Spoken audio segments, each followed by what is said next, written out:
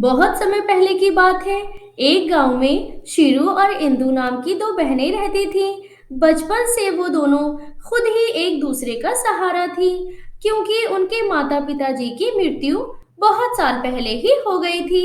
वो दोनों बहनें एक दूसरे का बहुत ख्याल रखती थी।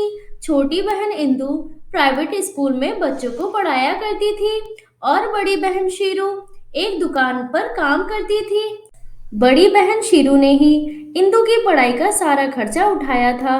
पैसे कम होने की वजह से उसने अपनी पढ़ाई पूरी नहीं की थी। एक दिन इंदु अपनी बड़ी बहन शीरू के पास आकर कहती है, दीदी, ये लीजिए, आज स्कूल से तनख्वाह मिली है। इन पैसों को तू ही रख छोटी। मैं इन पैसों का क्या करूंगी? हर बार तो अपनी तनख्वाह मुझे ही दे देती है। तुझे भी तो जरूरत पड़ती होगी ना? नहीं नहीं, मुझे किसी चीज की जरूरत नहीं होती, और अगर जरूरत होगी तो मैं आपसे मांग लूंगी। ठीक है छोटी। सब कुछ बहुत अच्छा चल रहा था। दोनों बहनें खुशी खुशी रह रही थीं। लेकिन एक दिन जब इंदु स्कूल से बच्चों को पढ़ाकर वापस घर आ रही थी, तो उसे रास्ते में एक किशन नाम का लड़का मिलता है। किशन इंदु को रोज देखता था।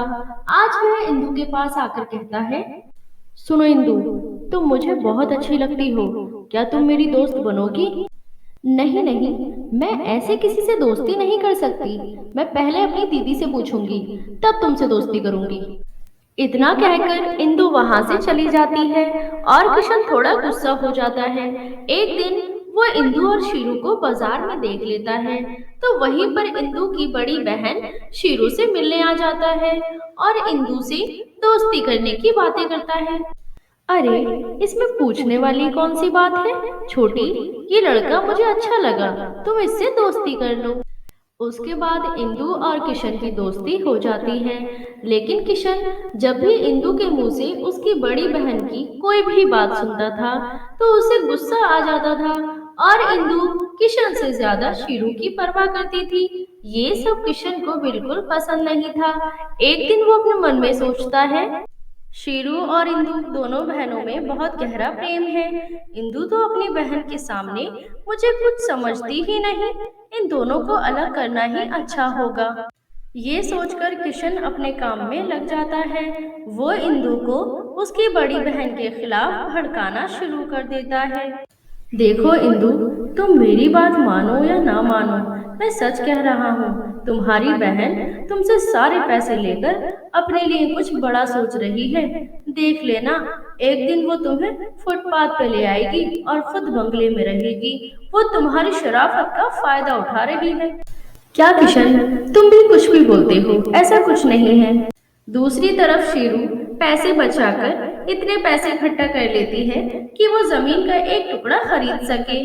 शीरू अपने मन में सोचती है, एक काम करती हूँ, पहले इन पैसों से जमीन खरीद लेती हूँ, फिर इंदु को सरप्राइज दूंगी। मुझे यकीन है वो बहुत खुश होगी। शीरू कुछ दिनों बाद ही एक जमीन का टुकड़ा खरीदकर उस जमीन के कागज को अलमारी में रख देती है और रखकर किसी काम में व्यस्त हो जाती है। थोड़ी देर बाद इंदु घर आती है।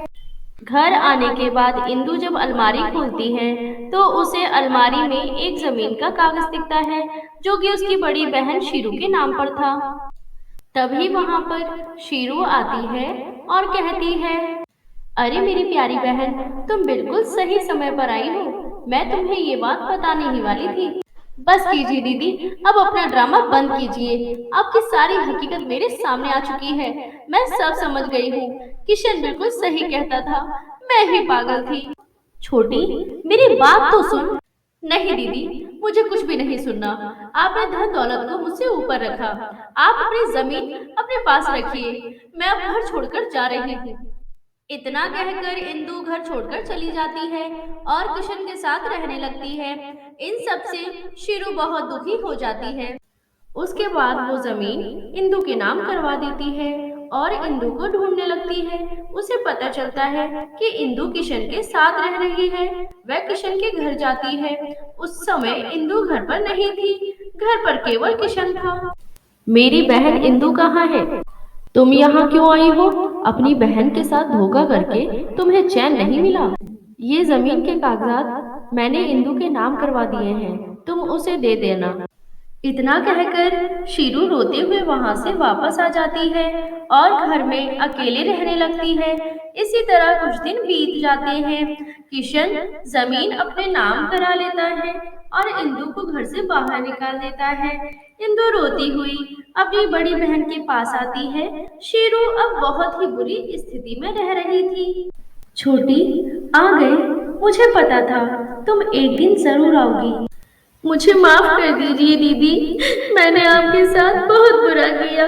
वो किशन बहुत ही बुरा इंसान निकला। आपने जो जमीन मेरे नाम करवाई थी, वो जमीन किशन ने अपने नाम करवा ली और मुझे घर से निकाल दिया दीदी। चुप हो जा मेरी प्यारी बहन, रो मत, मैं हमेशा तेरे साथ हूँ। दीदी, मैंने सुना आपको मालिक ने दुकान से निकाल दिया। हाँ इंदु, चल छोड़ इन सब बातों को, अब तो हमारी भगवान ही मदद करेंगे। उसके बाद दोनों बहनें घर के मंदिर के पास जाती हैं और हाथ जोड़कर सब कुछ ठीक करने की प्रार्थना करने लगती हैं। तभी वहां पर एक दिव्य शक्ति के रूप में माता प्रकट होती हैं। ये देख दोनों बहनें घबरा जाती हैं। तब वो देवी माता दोनों बहनों से कहती हैं, डरो मत बच्चियों, मैं सालों से तुम दोनों को देख रही हूँ। तुम दोनों चाहे जितनी भी परेशानी में हो, लेकिन मेरी पूजा करना नहीं भूलते। अभी तुम दोनों बहुत मुसीबत में हो, मैं तुम दोनों की मदद जरूर करूंगी।